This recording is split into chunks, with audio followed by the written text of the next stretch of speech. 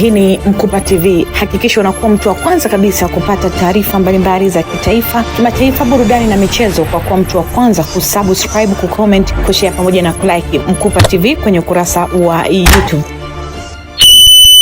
Tangu Julai 2025 hadi Machi 2026, serikali kupitia Wizara ya Afya tumetekeleza miradi ya maendeleo katika sekta hii yenye gharama ya shilingi bilioni 202.96. Ni mabilioni ya fedha. Na yasema haya ndugu zangu kwa sababu huko mitandaoni na kwenye baadhi ya vyombo vya habari umeanza siku hizi mtindo wa kuisema serikali juu ya bajeti yake na deni la taifa. Ndugu zangu, deni la taifa kuwepo sio tatizo. Tatizo ukipata zile fedha unafanyia nini? Na mimi leo hii hapa niko kuambia kwenye sekta ya afya peke yake. Acha maeneo mengine huko, miundombinu, madaraja, ndege, reli, mabwawa ya maji, umeme na kila kitu. Hayo ni ya siku nyingine. Leo nitawaambia katika sekta ya afya. Ili baada ya hapo anayekuja kusema hela zinachukuliwa tu hovyo hovyo atoke aseme. Sisi tutasema tumechukua hela, serikali imechukua fedha hapa, imefanya yafuatayo. Tumefanya mradi unaitwa Investing in People, uwekezaji kwa watu. Mradi huu unahusisha ujenzi wa wodi za watoto wachanga, ujenzi wa vituo vya afya vya kada za kati, pamoja na ujenzi wa majengo ya damu salama. Mradi huu unagharimu shilingi bilioni 31.19. Kupitia utekelezaji wa mradi huu, huduma za kibingwa zinaendelea kutolewa katika halmashauri zote 184 kupitia programu ambayo inaitwa Mama Samia Mentorship. Aidha, mradi umewezesha maandalizi ya ujenzi wa miundombinu katika vituo vya afya vya Bombo, Mbulu, Mpwapwa, Kibondo na Sane. Sasa na Same. Wale watu ambao wanauliza sana kuhusu jambo hili, nendeni kwenye vituo hivi mkaone Mama Samia Mentorship imefanya nini. Lakini pia tumefanya uendelezaji na ujenzi wa vyumba vya uangalizi maalum ICU katika hospitali za rufaa kule Kagera, Sumbawanga, Mawenzi, Kigoma.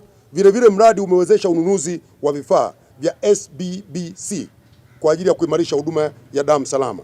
Lakini pia tumetekeleza mradi wa ukamilishaji wa ujenzi wa jengo la kufulia, jengo la kuhifadhi maiti, jengo la kutakasia vifaa tiba, jengo la kuzalisha hewa tiba, sehemu ya kusubiria wagonjwa, jengo la miozi, pamoja na kazi za nje za ukamilishaji wa wodi katika hospitali ya rufaa ya kanda ya Burigi Chato kwa kiasi cha shilingi bilioni 5. Kazi hii imefanyika kule Chato, wale ambao wanataka kuhakikisha waende Chato wakaone.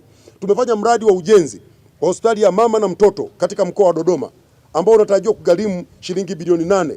Shilingi bilioni 6 tayari zimeshatolewa na kazi pale inaendelea.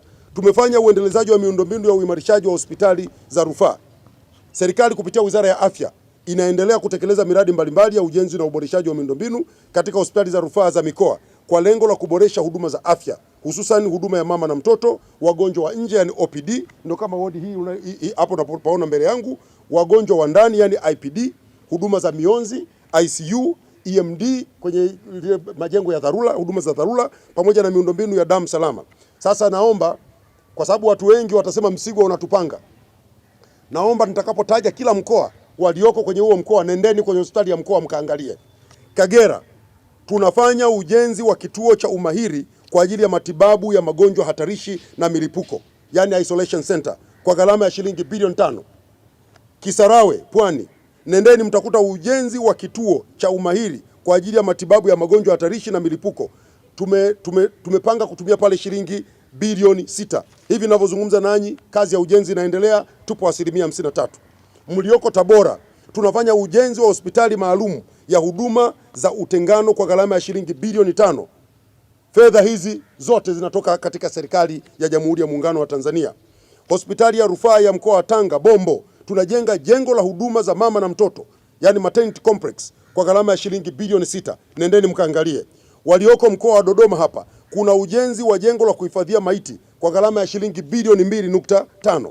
Katika hospitali ya mkoa wa Geita, nendeni pale ujenzi wa jengo la mama na mtoto lenye thamani ya shilingi bilioni 8. Ujenzi umefikia 60%. Mlioko katika hospitali ya rufaa, mlioko mkoa wa Kagera, nendeni katika hospitali ya rufaa mkaangalia ujenzi wa jengo la wazazi. Tunajenga pale kwa bilioni 6. Katavi tunajenga OPD na maternity complex kwa shilingi bilioni 5. Kazi hii imefika 98%, karibu inakamilika. Mlioko mkoa wa Manyara tunajenga EMD, jengo la huduma za dharura, ICU, OPD, tunajenga jengo la utawala, jengo la mionzi, na tumetenga shilingi bilioni 1, na jengo hivi ninavyozungumza nanyi limefika 99%. Mtwara pale Ligula kuna ujenzi wa jengo la OPD, tunalijenga kwa shilingi bilioni 3.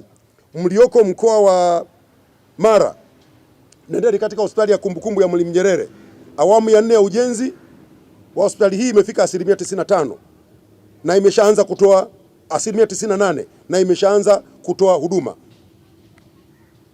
Imepanda mwaka 2021 ilikuwa 65%, lakini mlioko Kigoma, nendeni Maweni, mtakuta kazi inaendelea, ujenzi wa OPD ambayo sasa hivi tuko katika hatua za mwisho kukamilisha, ni karibu 100% imekamilika. Mlioko mkoa wa Kilimanjaro, nendeni Mawenzi, mtaona ujenzi wa jengo la mama na mtoto, tunatumia bilioni 2, kazi imefika 97%. Mlioko mkoa wa Mbeya tena, nendeni mkaangalie ujenzi wa OPD katika hospitali ya mkoa, tunatumia shilingi bilioni 3.5. Mlioko mkoa wa Morogoro, nendeni mkaangalie hospitali ya mkoa, mtakuta ujenzi wa jengo la wazazi, tunatumia shilingi bilioni 7.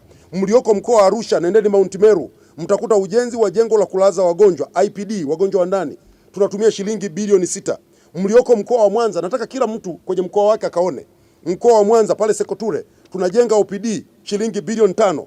Mlioko Shinyanga, nendeni mkaangalie pale hospitali ya mkoa, tunatumia shilingi bilioni 7 kujenga jengo la matenti kwa ajili ya kina mama wanaojifungua.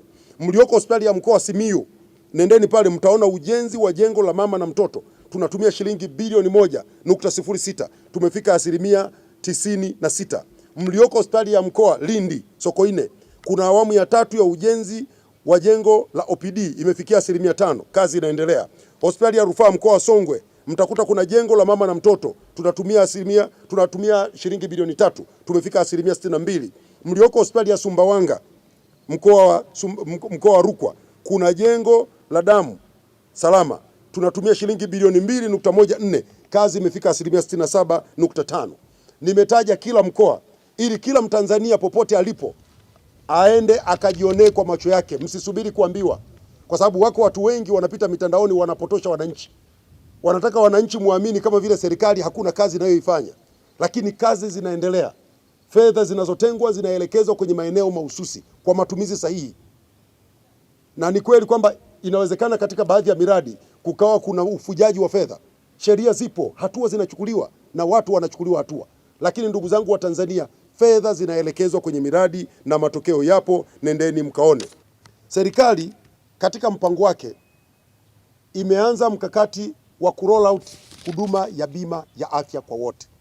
Huduma ya bima ya afya kwa wote, ndugu zangu wa Tanzania, ndiyo itatuondolea changamoto kubwa za baadhi yetu kushindwa kumudu gharama za matibabu.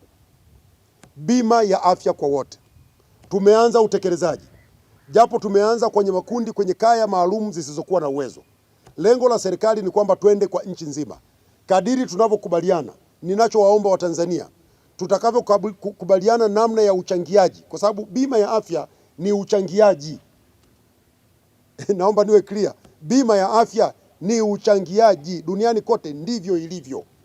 Tutakavyokubaliana, twendeni tujitokeze, tuchangie ili wenzetu wanaopata changamoto kubwa zenye gharama kubwa waweze kutibiwa kutokana na michango tutakayokuwa tunachangia. Sasa tumeanza kutekeleza bima ya afya kwa wote. Tuliweka malengo ya kuwafikia kaya zisizokuwa na uwezo takriban milioni 3,900,000. Tumesha sajili zaidi ya kaya 936,000. Tumezitambua kwamba hizi ndio tutakazosajili, kwa sababu zile kaya tulizozibaini milioni 3,900,000 baadhi yao tayari zimeshaondoka kwenye kundi hilo za kutokuwa na uwezo kutokana na afua mbalimbali ambazo serikali inatekeleza.